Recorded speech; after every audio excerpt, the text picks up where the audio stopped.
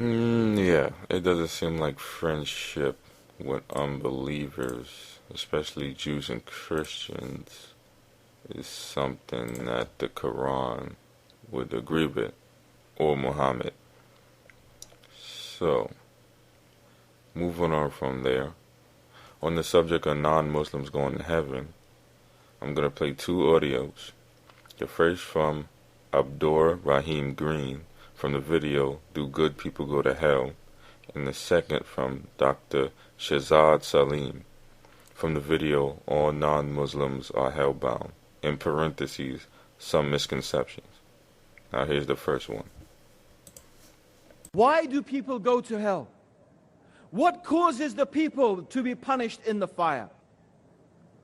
First of all, I would like to examine an important issue. And this important issue is a question. When someone asks this question, how can good people go to hell? The first thing I like to ask them is, okay, give me a definition of good. What is good? You say that this is a good person. I am a good person. She is a good person. But what is good? What makes something good and what makes something evil? One of the important things, of course, is your intention. What is your intention? By what and for what do you intend to do something? In Islam, of course, something is good only when it is intended for Allah subhanahu wa ta'ala alone. In order for an action to be acceptable to Allah, the first condition is it has to be done sincerely and purely for the pleasure of Allah, hoping for Allah's reward, His paradise, and fearing Allah's punishment. Now, you just heard the man say, good people do go to heaven and avoid hellfire. However, is how Islam defines good people. And his definition is by basically being part of Islam. Because you are doing stuff to please Allah. Now, if you're a Christian, you do not believe Allah is your God. Therefore, you wouldn't do things to please Allah. So, how could the woman, the young college student, say that she believes that good people are going to go to heaven? I think somebody doesn't know their religion. Well, let's continue on to the second audio from the doctor, and we see what he has to say. Today in our society, we are generally confronted with a lot of misconceptions regarding Islam and non-Muslims. One of these misconceptions is that it is generally believed that all non-Muslims are hell-bound. They are destined and doomed to face hell come what may.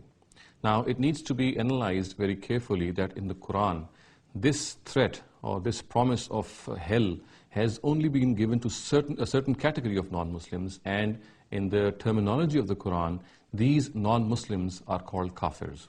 A kafir is a non-Muslim who deliberately denies Islam or some truth.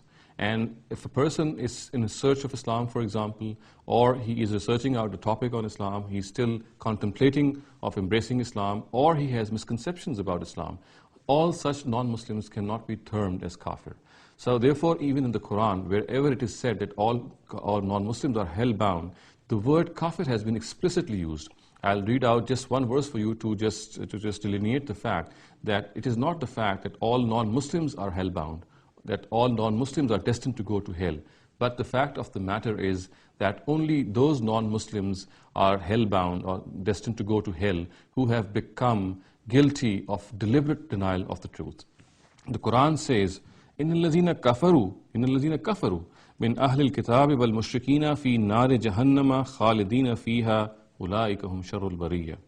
The disbelievers among the people of the book, the word is kafaru, innal ladina kafaru, the people who have deliberately denied, among the people of the book and the idolaters shall burn forever in the fire of hell. They are the vilest of all creatures. So it is absolutely evident from this narration of this verse that it is basically the kafirs among the non-Muslims who are hellbound, who are destined to go to hell. Other non-Muslims, of course, do not come in this category. Even we have a verse in the Quran which explicitly says that if certain realities and certain truths, they are accepted, then it does not matter whether a person is a Christian or a Jew or he belongs to any denomination, he has an entitlement to go to heaven. The Quran says, إِنَّ الَّذِينَ آمَنُوا وَالَّذِينَ هَادُوا وَالنَّصَارَى وَالصَّابِئِينَ مَنْ آمَنَ بِاللَّهِ وَالْيَوْمِ الْآخِرِ وَعَمِلَ صَالِحًا فَلَهُمْ أَجْرُهُمْ عِنْدَ رَبِّهِمْ وَلَا خَوْفٌ عَلَيْهِمْ وَلَا هُمْ يَحْزَنُونَ. Indeed, those who embrace faith and those who became Jews and those who are called Christians and Sabians, whoever among them believes in Allah in the last day and does righteous deeds shall be rewarded by the Lord and His gracious presence, and they shall have nothing to fear, nor they shall grieve. So this verse is absolutely certain that people of other religions, Jews and Christians, they are also entitled to go to heaven. And of course, there's a big exception to this, and that is the fact that if they have deliberately denied a truth, they have deliberately denied, for example, the advent of the Prophet Muhammad, or they deliberately deny any other important truth, then of course these glad tidings would not apply to them. So I'm confused. How does a Christian or a Jew not deny Muhammad and believe in Islam and Allah in the last day and still remain a Christian or a Jew? That just doesn't make any sense. Pretty much, he's saying you have to be a Muslim. And you have to believe in Allah to go to heaven. So, you cannot be outside of Islam and go to heaven, according to Islam. So, how come there are individuals like the college student who say such things, like a universalism of Islam, as if we're supposed to believe it? I just don't get that. I've heard this before.